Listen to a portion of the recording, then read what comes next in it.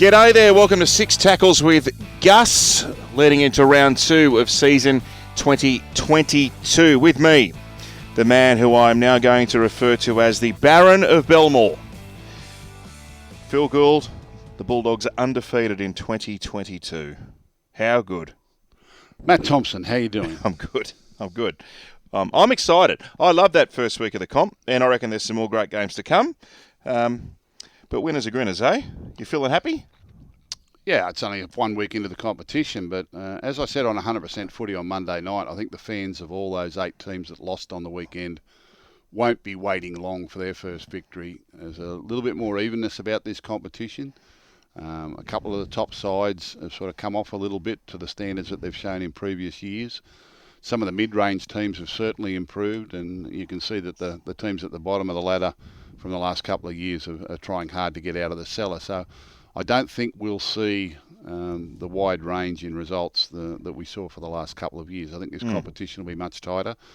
And particularly as looking at the Newcastle Roosters result, that's how the comp used to be there for a while. If you didn't turn up and put your best foot forward, anyone could beat you. And Newcastle totally outplayed the Roosters on the weekend. And that team's got to bounce back against Manly this weekend. But yeah, I think the competition is going to be much more even, and if your team lost on the weekend, it won't be long before you're in the winner's circle. All right, coming up on this edition of Six Tackles with Gus, we've called in some outside help to interpret your recurring dream from last week. Oh, good. We've actually got someone to analyse it, and we've finally got an answer to you. But you haven't spoken to me about the whole lot. I've only told you snippets. So you're going to make a character assassination on snippets. I know, there's no assassination. We've got our dream interpreter, who is actually a legitimate dream interpreter. Okay. I'll play it to you, and I'll see if you're satisfied with the outcome. And also, Six Tackle Trivia. We're going to an audio question this week, and I think you'll enjoy it. I know everyone listening to us and watching us on the vodcast will enjoy it. Before we get on to the footy, it's been a good week to be an Aussie in sport. Now, when I put this together last night, I wasn't expecting Pakistan to go to stumps in the cricket at 2 for 200 or something. They're in with a chance. They could win. But we did pretty well in the first 3 and a bit days. But please bear with us. If you're not a golf fan, just indulge us. I reckon Cameron Smith's last round at the Players' Championship yesterday was one of the best final round performances I've seen from anyone. What a win from the young man. Now, he had 9 putts in the last 8 holes. He hit one in the water on the last and got up and down. He's the best wedge player in the world. He's had the least number of putts of any Players' Championship champion. And he goes into the Masters, where he's run second before, with a dead set chance to win it. Oh, he's got a very good chance to win it. He's a young golfer who I've watched a lot. I've watched him play a lot. But even season to season, he's been on the world stage for some time. He's a very experienced professional golfer these days in the highest of echelons. But he's improved every year. Every year he seems to be able to make incremental improvement in some part of his game, if not all parts of his game. And he's been really consistent this year. And when, on the leaderboard in that Players' Championship on a really tough course, there was a lot of players that hadn't won for a while and hadn't sort of won it all. And you could just see him sort of creeping through. And when the big shots needed to be played, he played them. And he shot on 17 at the par 3, which has everyone's knees knocking that little par 3 there, where it's just an island. If you miss the green, you're in the water. He just took dead aim, knocked it to a few feet and sank the putt. It was, I'm aiming 40 metres left, aren't you? Like you're not hitting anywhere near that. I haven't been there yet, Matt. I haven't selected my club. I haven't picked, you're going to pepper the pin. I haven't picked what sort of shot I'm going to play. Luck favours the brave. I might lay up. I might go to the left and come across from the other side. Yeah. So look, that was sport at its absolute best. Well done, Cameron Smith, who is a big Broncos fan, Gus. Big Broncos fan. Yes, Queensland fan. He actually mentioned the Queensland Origin team at his press conference, saying, the Queensland Origin team never gives up, and I never gave up either. And the USA commentators looked at him and crossed their eyes and said, "What's he talking about?" Cameron Smith, I know you'd be a regular listener to the podcast. We salute you. Good luck at the Masters. $19 into 17 with our friends at Bluebet. Any good old teammates of yours or players you've coached who are good golfers? Yeah, well, look, the vast majority of them scrubbers. They couldn't hit the fairway if they. But anyway, Braith Anasta's probably the best golfer I've played with, and I played a fair bit of golf with Braith. And had he taken it seriously. Had he done it full time, I think he could have really been a competitor to some degree. He's a tremendous club head speed. Like, he could really hit the ball a long way, and he had good finesse too. He was a very, very good golfer. They used to talk about old Max Krilich as being a great golfer. I only got to play with Max a couple of times when he sort of reached his senior years, but you could see he had been a very, very good golfer. He used to take Fatty and Gibbsy's money. I think there was a rumour that Ben Hornby, remember Ben Hornby used to play for the Dragons? He was a scratch marker, I think. But I never got to play with Ben, I don't know. Greg Alexander was sneaky good. Yep. He could do anything, Greg, didn't matter what it was. But played with Brand, he hits his three, doesn't hit a drive, hits a 3-wood. Yeah, he could not play for 3 years and then just walk out and take that 3-wood and slap it down the middle of the fairway. And yeah, he was, I don't think he's ever had a handicap. But yeah, they were, Paul Vorton played in a couple of New South Wales Open. Yep. Paul was probably a genuine, 2 or 3 marker, I suppose, at his best days. Broke par a number of times. So those fellas had time to play. Yeah. You went all right yourself. Yeah, a long time ago. Let's talk about the footy. I know there's only one round down, so let's preface everything we talk about here with the overarching premise that we've only had one game. Let's go back to Souths. Brisbane, I thought, were great. I actually enjoyed that game. A few people have said they thought it was a bludger. I thought Brisbane did really well. For South Sydney, though, you could tell that combination is going to take some time to bed down. I want to put this question to you, Gus. Now, you're not running Souths, but let's say that this scenario played out in a club you were running. They had a coaching transition plan in place to replace Wayne Bennett with Jason Demetriou, which they've done. But at the same time, they also let their veteran halfback of a decade, Adam Reynolds, go. So they've lost coach and halfback. Is that the ideal scenario, and would you have allowed that to happen if you were running a club? Well, from the outside looking in, it seems, like big losses, aren't they? And they are big losses. But if you go back to Wayne Bennett's history, and clubs have always struggled when Wayne Bennett's left the club. So I think South Sydney have handled it better than anyone else in having that transition period where they actually had the incoming coach working with him for a couple of years, knowing that Wayne was going. And I think that South Sydney couldn't have handled that any better, so far as the smooth transition. And you're talking about Wayne Bennett. It doesn't matter where Wayne Bennett leaves; they're going to struggle after he goes anyway. We're not Wayne Bennett. Wayne Bennett just has his own little version of magic dust that he sprinkles on clubs and on teams at the time. The interesting one was Reynolds, and unless you're sort of internal and knowing how Reynolds is physically, what their salary cap looked like, what was coming through the grades, it can seem like a very confusing, decision to fans and medias and followers of the game. But the people internally are the ones best served to make this decision. And, you'll get to a stage where you've got veteran players and suddenly you start to play them off the bench, or you play them a different role, or you start to play them, limited minutes, or all of a sudden you leave them out for a couple of weeks, and everyone jumps up and down because they remember them as the great player that they were, and, why has this got to change? But the people in the club know what they're doing, and they usually get it right. So I think any questioning of what South's done here is a little bit premature. And I suppose I'm just asking, though, the whole...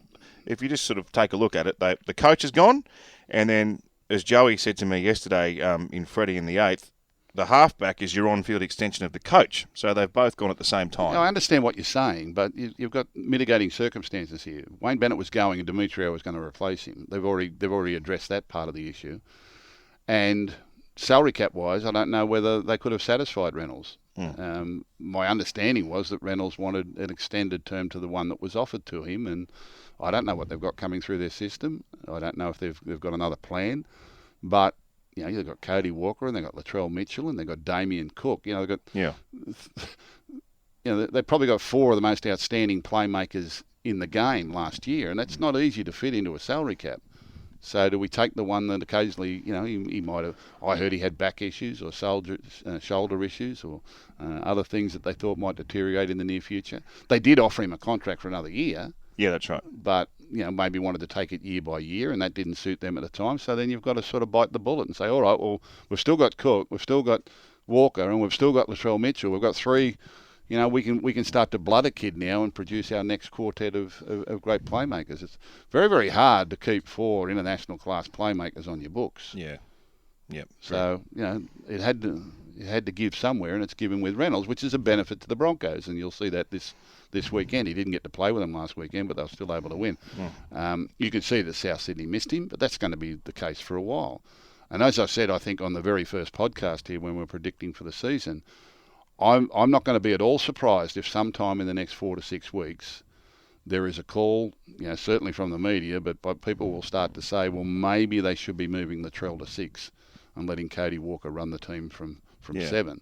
And I'm quite sure that will be thrown up as a possible option in the coming weeks. Yeah. Okay. Panthers versus Manly. Gee, Penrith were good. And they face another challenge against the Dragons this week, who themselves were good. But one of the main talking points out of the Penrith victory, Gus, was that they were able to quell Tom Trbojevich's influence. And everyone's saying, good teams, they can quell those great players. I want you to put your coaching hat on and tell everyone out there who is not perhaps across the intricacies of tactics, etc. How did they do it? What did Penrith do to stop Tom having the influence he normally would? Well, forget it's Tom Trbojevic, but if it's a quality playmaking fullback, a quality playmaking halfback or 5'8", a quality hooker, they all take different types of strategies to deal with what they can offer. And whether you're examining any playmaker of any team in any position, it's looking at the areas where they're most effective, where they like to get the ball, how they like to get the ball, and how they set up to make that happen. Tom Trbojevic is a fullback, and he generally relies on, although he does come to first receiver and run the ball, but it's usually after someone else has made a break and you haven't got much control, and he'll just inject himself into the play there. But generally, he's waiting for others in front of him to create a little bit of space for him and give him some time, and he'll inject himself either as a second receiver or even a little bit wider on a sweep runner, or he's around the middle looking for someone to give him a shorter pass, etc. So you look at all the ways that Tom Trbojevic might get the ball, and then you try to disrupt that. So his primary way of getting the ball, and he's got a great combination with his brother and obviously Foran and Cherry Evans. I think what the Panthers tried to do was take the yardage off Manly with that really quick moving defence, so that he wasn't getting the ball on the run when they had momentum. And if you can do that and control the rest of the players in the team so that you can disrupt their effectiveness, then he's not getting the roll on and the time to move that he gets the ball. And secondly, if he's going to be receiving the ball secondary, be it off a forward, Trbojevic going to the line and flopping it back, or off a Cherry Evans or off a Foran, then you rush them into their decision. So he's getting the ball a little bit earlier, and then you can all sort of work as a unit then. So what you're trying to do is, Melbourne did it very, very effectively in the semi-final last year. No one was handling Tom Trbojevic. He was producing figures unheard of in any era of rugby league, and he injects himself both sides. He's a very versatile player. But if you can make the people who feed him rush or be less effective than they are, if you can stop the momentum of their forward pack so that he's not playing off good momentum and good yardage, if you can rush the people that feed him the ball, then collectively you can then move on to Tom a little bit earlier, and by effect, nothing much has happened for him before he receives it. And he's got to make something out of nothing. And what the Panthers would do, they pretty much replicated what Melbourne did in the semi-final last year, was fast-moving defence on their forward pack. Don't let them out, get momentum. And then when it came time, when you could read what they call the shape, when you could read what play was coming, and they're all creatures of habits, football teams, then you could rush a Trbojevic, you could rush a Foran, you could rush a Daly Cherry Evans, so that if you wanted to get the ball to Tom had to get it earlier. And he's not moving anywhere near as quickly. And then they would rush through that period and then defend him inside out. So they virtually cut down any inside options, step back options, pass back options on the inside, that he only had one side of the field to play to, which was to his outside. And then the outside defenders would only have to rely on the people that they're marking, knowing full well that the inside support would be there to get to Trbojevic. And Storm did it very effectively last year in the semi-final, and it took him out of the game.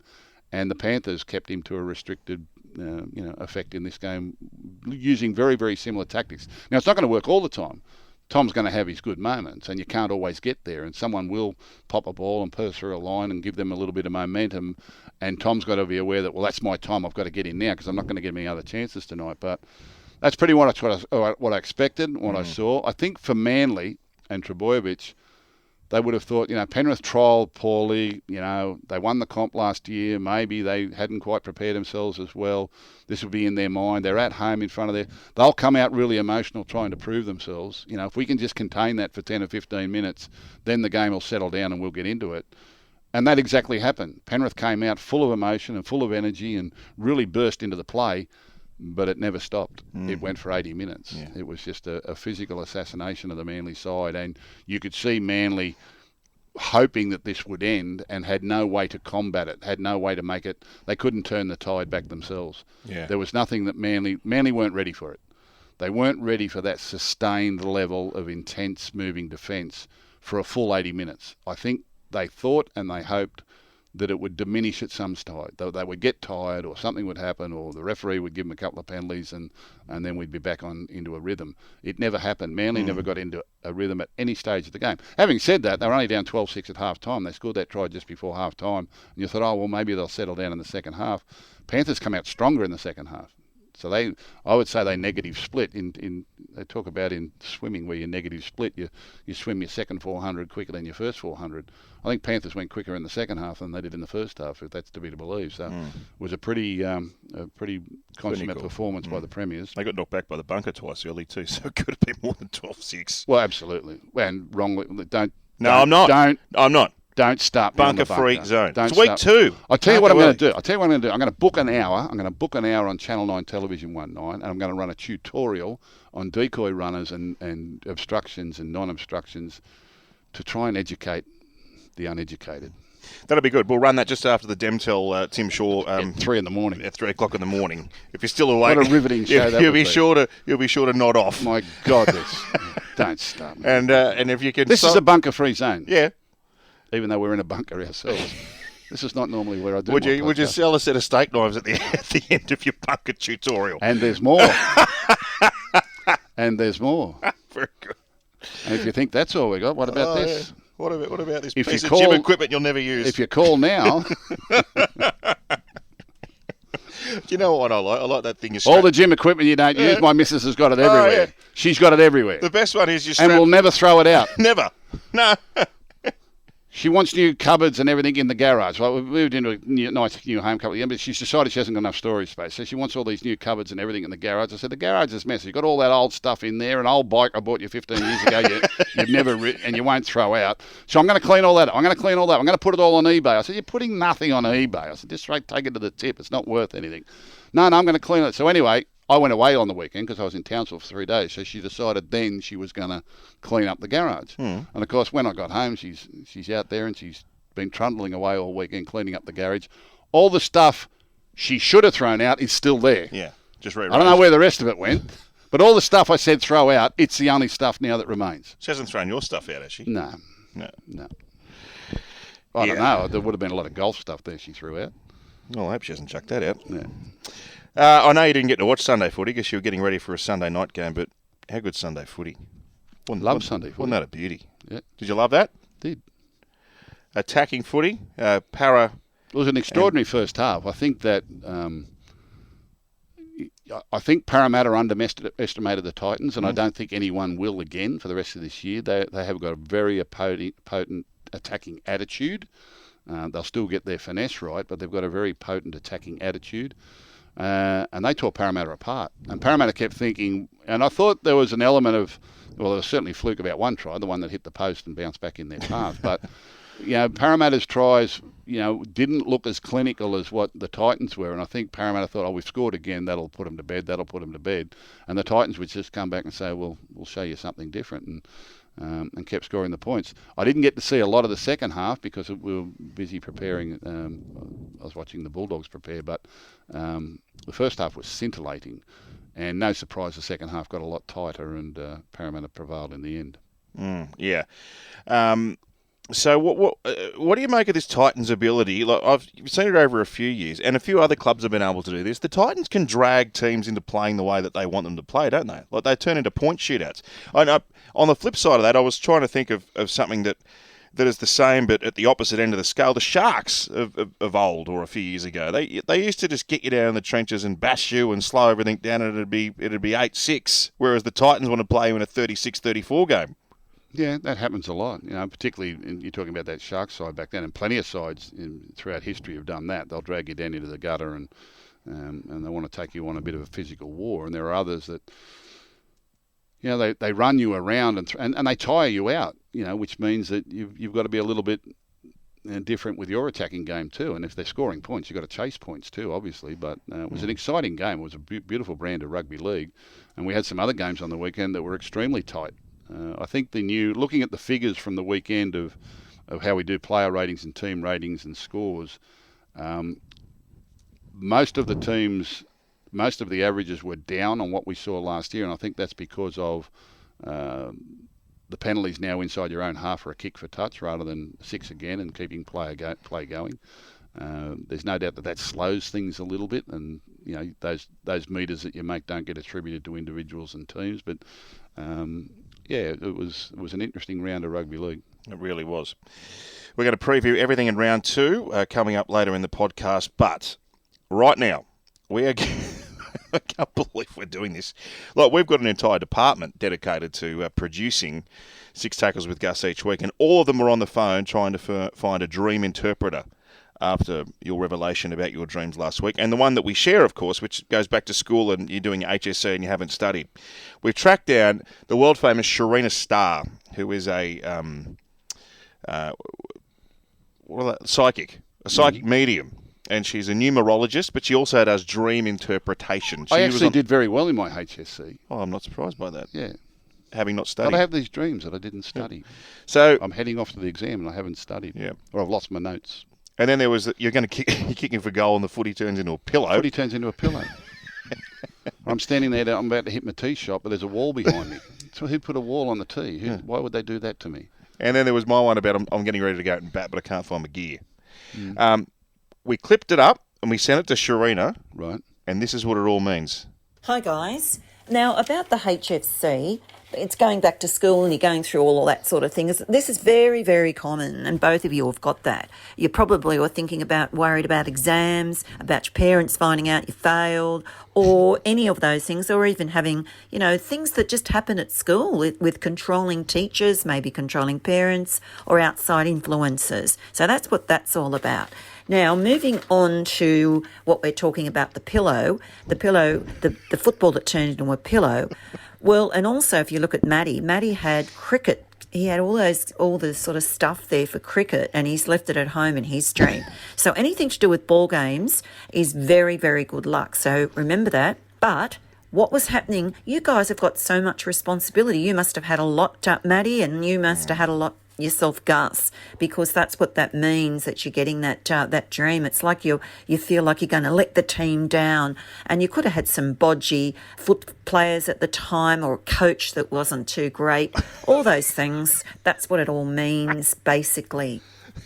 Well, good for now. Thanks, Sharina. So Sharina was number 1 on the radio for 30 years in Sydney on Radio 2UE back in the day. And so there you go. Well, I'm going to go and lay on her couch. I don't think she does that. I'm going to can't she psychoanalyse? I don't think so. There's not one person in the world qualified to psychoanalyse you.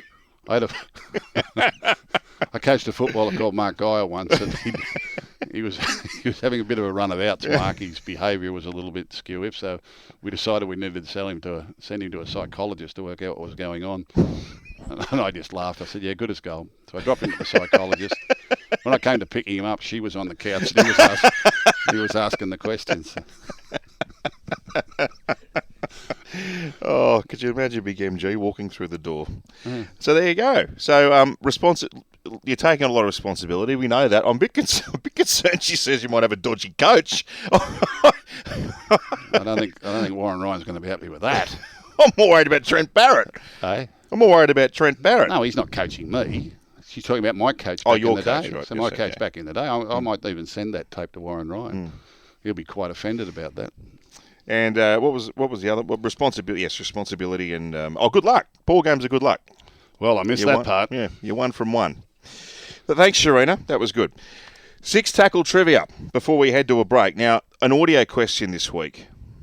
and we can elaborate a little bit on this after the break when we reveal the answer. I'm going to play you a clip, and then I'm going to ask you the question. Yep. Let's roll it. He beats centre, goes inside the 10 and the 5. Oh! Somebody stop him! He'll run out of the stadium! Hunters love that one. That's stood the test of time. Who was the player? Could have been anyone. I've heard him say that a few times. I don't know. Oh, I was hoping you were with him. No. Well, it was back in 1994. Wait on. 1994. That was the original. 1994. I wasn't working with him in 94. Yeah. I might have called. I might have been in the commentary box with Fatty and Sterlo and Rabs for the semi-final series in 94. Yes. So now I'm trying to think who scored a try that might have got that sort of reaction. Probably a Raiders player, a Bulldog. 94. No, You're on the right track with a Bulldog, but it wasn't a Bulldog, if you know what I mean. I'm on the right track with a Bulldog, but it wasn't a Bulldog. I remember I called a semi-final back then.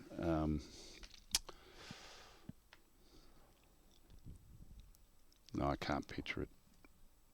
The Bulldogs was it are a Raider? No, the Bulldogs Was are it a playing Bronco? Was it Bronco? Mm. So, 94, a Bronco. Somebody stopping me or run out of the stadium. Geez, you've done well so far. Yeah, is it a Willie Kahn? Is it a... Sounds a bit like Willie Kahn, actually. The surname sounds very much like Willie Kahn.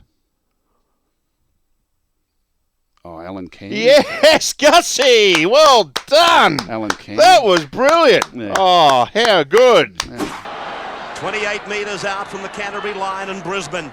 Putting another attacking wave together. Kerrod Walder's out wide for Alan Cairn. Cairn beats he beats centre, goes inside the 10 and the 5. Oh! Somebody stop him! He'll run out of the stadium! Alan Cairn gets a try! That's it! Brisbane are in the grand final! Oh, how good have you gone there? You know, one of the first games I ever called as a comment, and I don't know how I ever got into it, but they asked me to come along, and I was actually sitting at the back of the box behind Fatty, Sterlo, and Rabs. They were the original three, and they were sitting behind the box there. And if I wanted something to say, I'd tap Ray on the shoulder. I used to have this stick, and I'd tap him on the shoulder. You know, sometimes I'd just tickle his ear with it just to annoy him. You know, but Ricky Stewart was having a great game, and it was one of my first ever comments I ever made. Ricky Stewart was having a great game, and he grubber kicked this ball into the end goal and forced about his fourth or fifth line dropout, you know. And what I wanted to say was, I was going to say he's got the game by the throat or he's got the ball on a string. And what came out was he's got the game by the balls. And I thought, that's going to be the end of my commentary career. That's going to he's either got the game by the throat or he's got the ball on a string. And I came up with, he's got the game by the balls. And you're still here. I'm still here. 28 years later, I'm still here. Oh, good stuff. So I don't know how I survived that. Oh, that's very, very funny. Yeah. Willie Kahn, yeah, he's a good player too. So was Alan Cairn. Alan Somebody Cairn. stop him and run out of the stadium. But you know what? From 1994, people still say that. Well, he's had some great ones, Rabs. Yeah. I can't remember where I put my car keys, but I can remember things like that. Yeah, that's if right. Give me enough time. So that match was actually at the old Sydney Football Stadium, and the new one is not far from being complete. I actually don't know. Is it the start of next year? Well, I think they're saying maybe September, October this year. Wow. That'll be ready to go, yeah. So it's really looking forward to be absolutely ultra-modern and great technology and everything that the modern-day fan wants in a sporting arena. And it'll be great for Sydney. Wonderful. Yeah. So there's been a bit of debate about what they're going to call the stance. Yep. You may have seen yesterday, if you're listening, there was some press about the Trust wanted to name one of the stands the Garrison Stand because it's a reference back to the military, and obviously there's a Victoria Barracks just over the road, but the government has put the kibosh on that. So we've got we think at the moment confirmed the Johnny Warren stand, the Sir Nicholas Shahady stand, the Ron Cooch stand, the one stand, which they haven't got a name for now that the government has brushed, the Garrison stand. A lot of people saying should be the Arthur Beetson stand. 100%. 100%. I've been watching that argument on social media, and they're 100% right.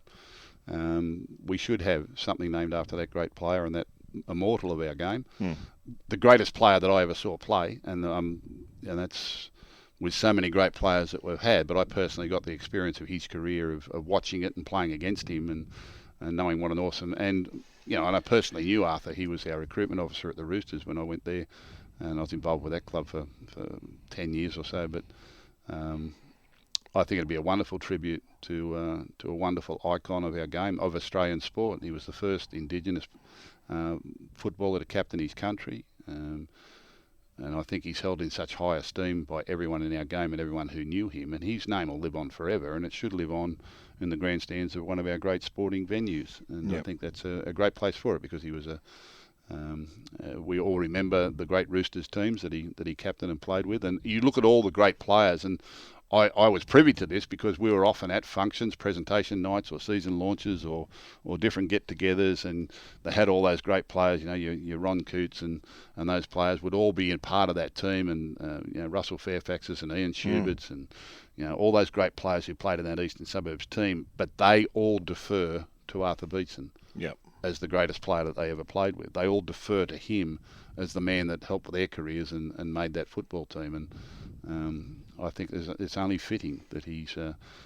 played for Australia. To me, it's a no-brainer. He needs to be recognised in that way. Yeah, absolutely. The other one I thought, and look, tell me if I'm being a bit biased here, but Brad Fittler deserves a bit of recognition for what he did at the Sydney Football Stadium. I mean, whether you name a stand after him, I don't know, but there's surely Freddie's record stacks up against anyone, particularly at that ground. Absolutely. I think he's in the immortal status. I think that's a conversation that needs to be had a lot more. Brad Fittler's record is extraordinary. When you actually put up the numbers that he achieved and the things that he did, it's quite extraordinary. And I think when we worked out, when he got to the end of his career, he played 16 years and he played something like 426 first-class fixtures. So that's NRL, state games, Australian test matches. So for 16 years, he played 426 games. That averages out at 26 first-class games a year, 16 years in a row. With the great personal performances that he put in and the performances of his team and performances for New South Wales and Australia. And he came through a very great era where there were a lot of wonderful players. But I think everyone knows the name Brad Fittler in sport, and he's adding to that legend now with his coaching of the Origin side and what he's doing for the next generation of players. And I've got no doubt that he deserves recognition of that type. When you look at the team of the century, when you look at the Roosters' all-time greats, when they celebrate their all-time greats, he's in the picture there alongside Arthur Beetson with some. He's held in that sort of high esteem at the club. So I've got no doubt that Brad Fittler should be recognised in that way, and that is biased, but it's not. That's where he should be. I've never understood why he hasn't got that accolade or recognition. The SCG Trust, if you're watching, the Brad Fittler scoreboard. We can give that to you for free. A quick bit of news before we get into the preview of the weekend. Great news from the NRL yesterday. The Telstra Women's Premiership will grow from 6 to 8 teams in 2023 and 10 teams in 2024. The Ampol Women's State of Origin series will expand to a 2-game series from next year, and both games will be standalone and aired here on 9. Great news. And the competition, I got out there early to Bank West on Sunday and watch those 2 games. They're the 2 best women's games I've ever seen. Yeah, it's great news. I just hope we're not rushing, and I understand that some is good, and we want to improve it. We want to keep giving a lot of opportunity, but we've got to develop the girls to get to that level. Yeah, we don't want to be putting in too many young girls if they're not physically developed and ready for the type of physicality of these games. Now, I made a statement after calling that game down there in Wollongong the week before that I can't imagine another female sport anywhere in the world of any description. And I understand professional athletes all give 100% of themselves, but physically physically, that what these girls put them through and how much they throw into it. I can't imagine another female sport anywhere in the world that demands so much of the female athlete as what this rugby league does. And their skills are getting better, their athleticism is getting better, their fitness and their strength. They're training hard. When they get more opportunity to do that, they're only going to get better again. But you've still got to fill up the numbers with people that are ready to play at that level. Let's not have a lot of girls coming in there that aren't quite there and then being discouraged by it or injured by it.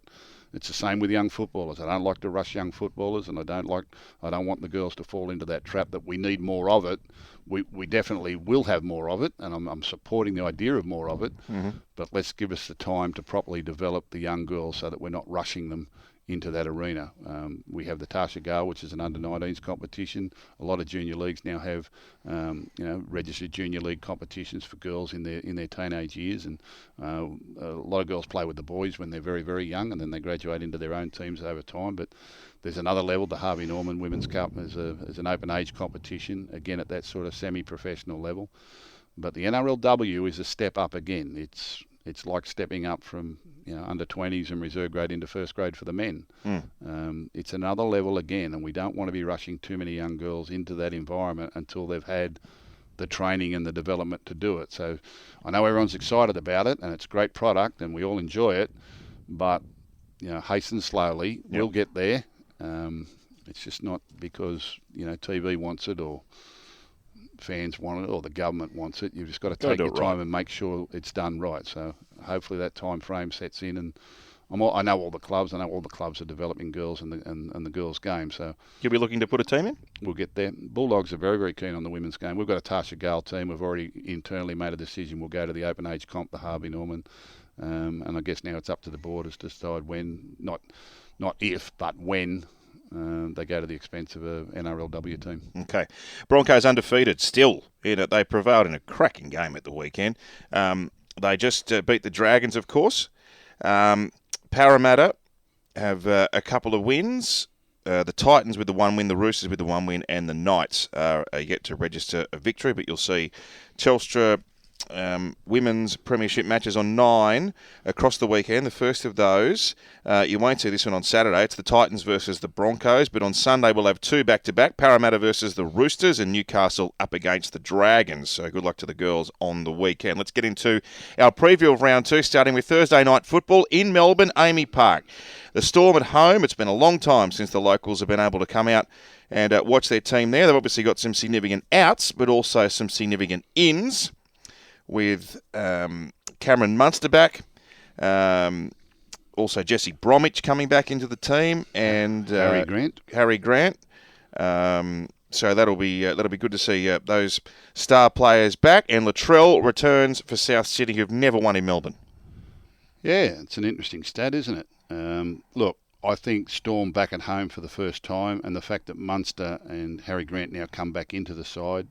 I know they've lost some key personnel there, and even some during the off-season, but for me, they'll have more points in them than the Rabbitohs look to have at the moment. Latrell Mitchell is obviously a big bonus, having him back in the side and Alec Johnson back on the wing, but I'm still concerned about this playmaker situation at the moment and having too much focus on Cody Walker in that front line first touch type scenario. I think Damien Cook is going to need to do more than he did in game 1. He's probably going to have to take on more responsibility, and naturally Latrell brings his own skill set and his imposition on the game. But having said that, I think that the combination now of Jerome Hughes, Cameron Munster, Pappenhausen, and Harry Grant back in the 9 jersey will be too much for South City, and the Storm will prevail in that game. Of course, the big outs for Melbourne: Brandon Smith, 5 weeks, surgery for a broken hand; Christian Welch, season; ruptured Achilles; George Jennings, ACL. Terrible, terrible luck in the first game of the year. Dragons versus Panthers, early game on Friday. For St George Illawarra, Aaron Woods is out with a hammy, replaced by Francis Molo. George Burgess gets a start on the bench, and the Panthers have lost Moses Leota. Spencer Lee new to start, Matt Eisenhuth to the bench. Yep, as I said in our season preview, I could not believe the talk that the Dragons were being touted as a potential, wooden spoon or a bottom 4 team. They're a much better team than that. The Warriors had them rocking in the second half, but they found a way to produce some late tries in the game. and get a win. And I think they'll take a lot of confidence from that performance. But they are playing the Premiers, and they are playing the Premiers who look to be in great early season form once they got all their players back on the field. Moses Leota is a loss, but Matt Eisenhuth off the bench is very, very experienced. Spencer Lenu is now going to have to get to the point where he can play longer minutes than he's been subjected to. Panthers have hardly had an injury in the last couple of years. They've pretty much been able to run with the same nucleus of their side most of the time. And Spencer Lenu has been able to be kept in that explosive bench role where he comes on and provides a sharp 15 minutes and keeps the momentum going or does something in the game. Now he's going to have to. There was a couple of times last year during the Origin series where he had to start games. West Tigers. He burned out pretty quickly. I was watching him in particular, so I know he would have been working hard on that since that time, and they'll be helping him with that. But he's going to have to come up with longer minutes, and we know that Eisenhuth is he's a seasoned player now. He can sort of churn them out, but Moses Leota is going to be very, very hard to replace. Having said that, I think they've got the creativity and the points in them. It'd be very hard to tip against the Panthers, and if they keep that fast-moving line of defence up as they had the other night, it just might test the Dragons' ability to be able to produce points. The Dragons will rely on a very physical start of the game. I think you'll see them out there physically trying to dominate their opponents. Plenty have tried that with the Panthers and failed. They're going to have to come up with more than that. I'm still excited about this young playmaker group, particularly Armone and Sloan, and they've got a young halfback down there, Sullivan, who might get an opportunity at some stage of the year. I think he's still injured. Yeah, but he's. I think that they've got the makings of a good side down the track, the Dragons, and they'll certainly be a thorn in everyone's side this year. But I would anticipate the Panthers might get over them in this one. Francis Molo's going to start that one in place of Aaron Woods, and he can dish out a bit of punishment, so that'll be good to watch. He dishes it out with the ball. That's what I like. I like my forwards to dish out their punishment with the ball, not with the defence. The defence has got to be smart, but dish out your punishment with the ball. Make yourself hard to tackle. I'm off to the SCG Friday night. Are you coming? I'm there. Beautiful. Roosters Manly. How good's this going to be? I'm waiting for the Manly bounce back here, but given what you said, and gee, I love that tactical insight earlier on Tom. The Roosters are such a good defensive team. They'll be looking to replicate what Penrith did. Victor Radley and Billy Smith have both been named despite suffering head knocks last week against the Knights. Both will be monitored during the week. JWH named to start on game day, but might swap with Fletcher Baker as they did in round one. Dylan Walker's back for the Sea Eagles. Cole Lawton suffered a head knock in round one and has been named on the bench. They're not sure whether he's going to play. So no major changes there. Couple of good teams facing off at cracking old ground, the SCG. Friday night footy. Absolutely. I mean, Manly would have liked to have performed better, but they were beaten by the Panthers, and I guess most people were tipping the Panthers in that game, and they were playing away from home. The Roosters were playing at home against a team they were expected to beat in the Newcastle Knights and got flogged. And I mean, just blown off the park. They tried to mount resistance, but Newcastle were too enthusiastic for them. They were just running too hard and running too fast for them. And Roosters, for the first time in a long time, looked very isolated on the field. There wasn't that collective team effort that you would normally attribute to them. So it's one that you can just dismiss and say, okay, well, it's only round one. Let's not go into a panic. But by the same token, it's an attitude check for the coach and the players, and as to whether or not they went in with the right mentality or they were ready to go when they needed to be. It's well documented. He didn't trial a lot of his top-line players leading into the start of the competition, which can say a couple of things. Either they weren't quite ready, or he thought they didn't need it, or I don't want to risk them because I'm a bit worried about our depth.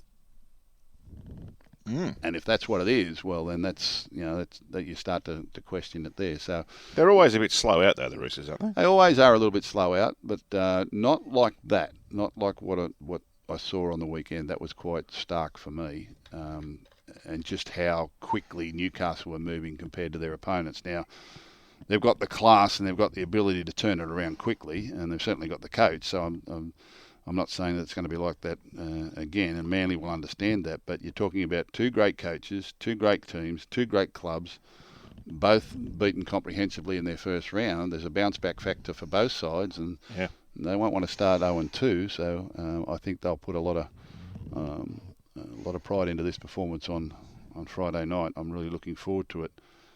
As for a winner, I very rarely tip against the Roosters, but I'm going to tip against them on this occasion. I think Manly, there was something better about Manly's loss than Roosters' loss on the weekend. I saw better signs in Manly than I saw in the Roosters. Okay. Wow. Worried about the Roosters early doors, Gus. Manly to win. 3 o'clock Saturday.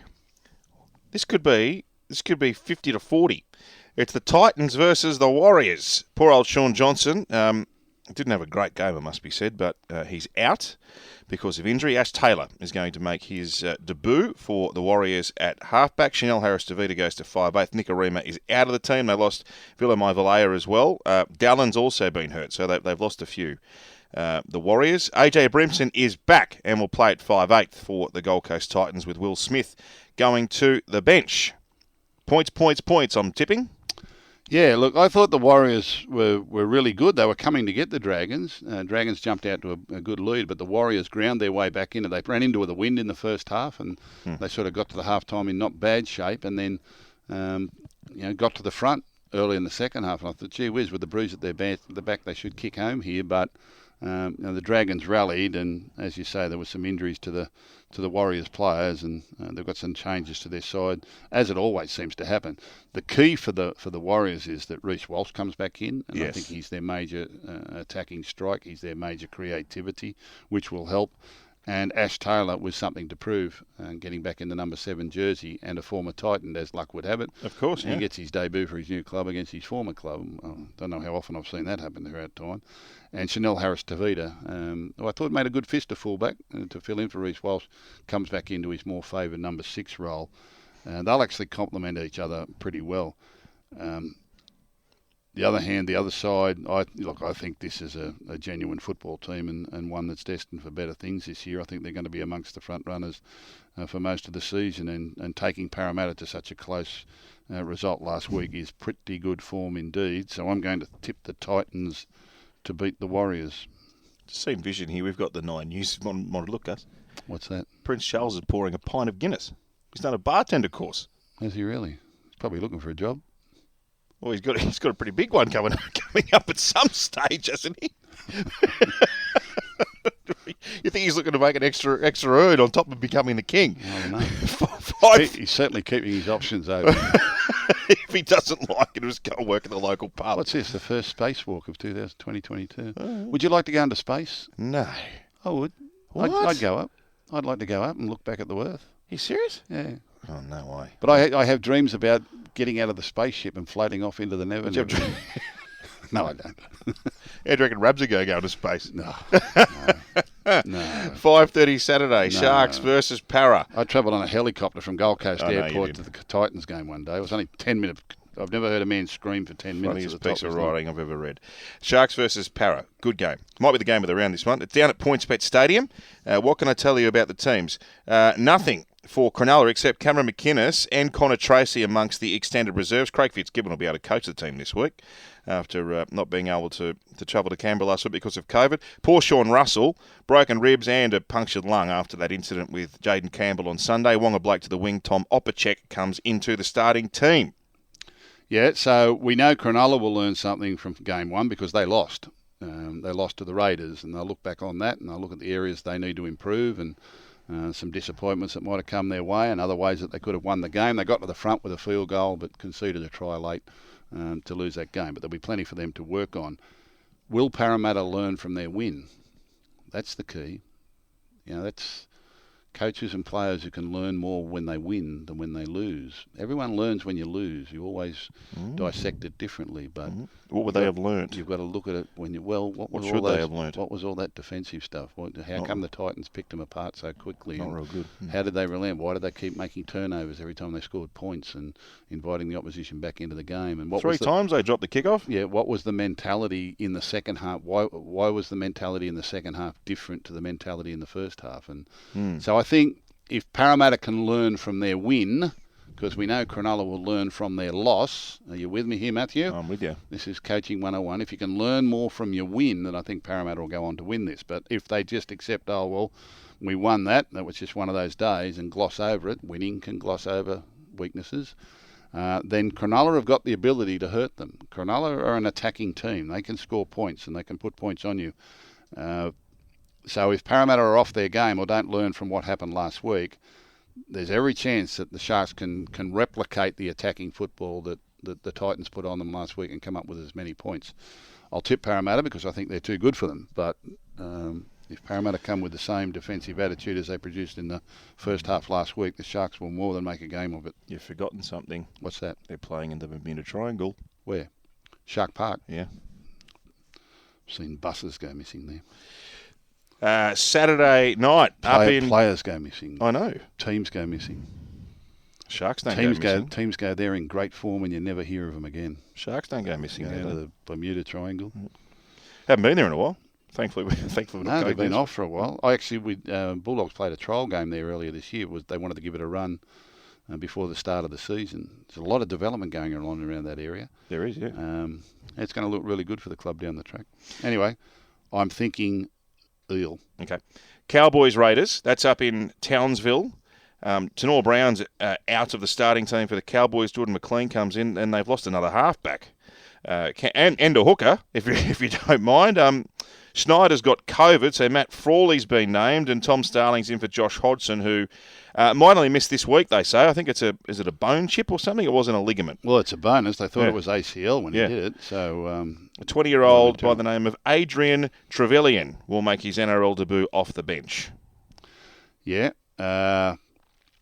Very interesting game. I saw the Cowboys firsthand last week, and the conditions up there are quite stifling. I went up and spent 3 days in Townsville this weekend. I had a bit of work to do up there, and obviously to go and see the Bulldogs play their first game.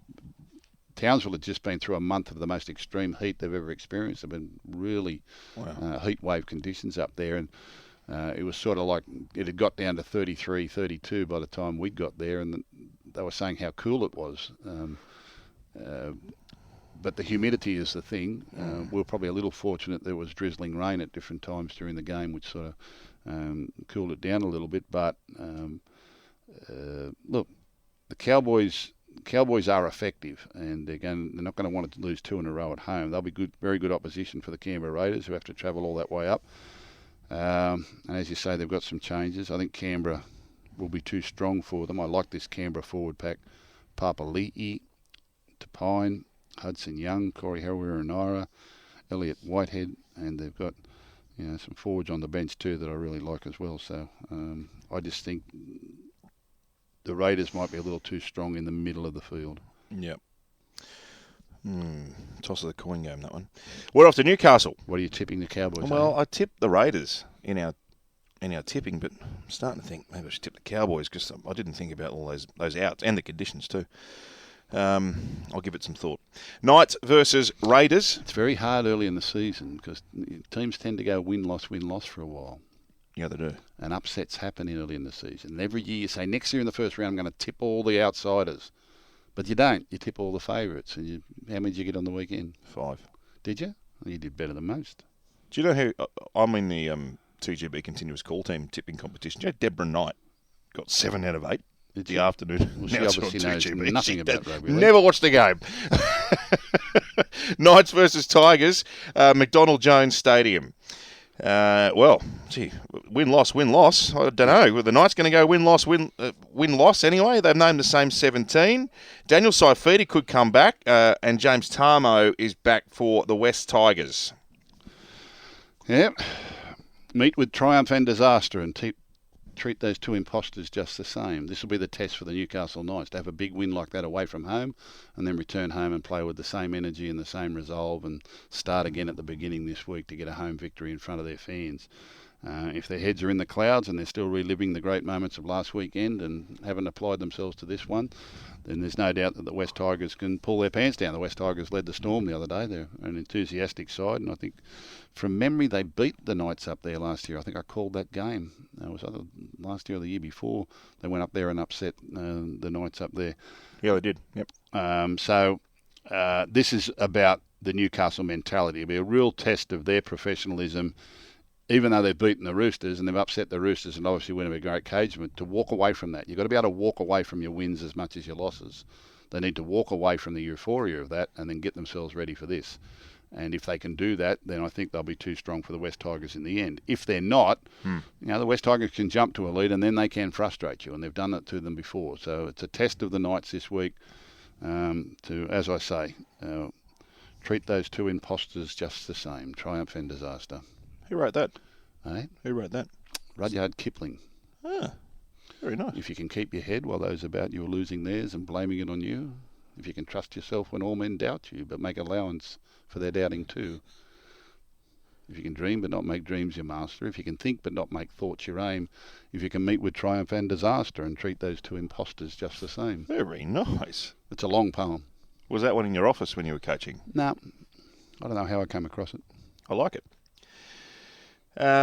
It's good for your golf, Matt. See, when you miss a 3-foot putt, you lose it completely.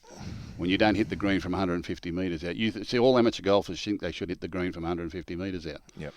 Even pros missed it 60% of the time. But you miss the green, off goes your head, on goes a pumpkin. I've got better. Next thing you've gone bogey, double bogey, and you're still worrying about that shot you missed back there. Yep. Or you'll hit 1 to 2 inches on the next hole and think you've got it. You're about to go on the tour. You're going to become professional. Yep. Then what happens on the next tee? In the drink. Straight into the drink. It's a mental game, mate. You know me too well. It's a mental game. Yep.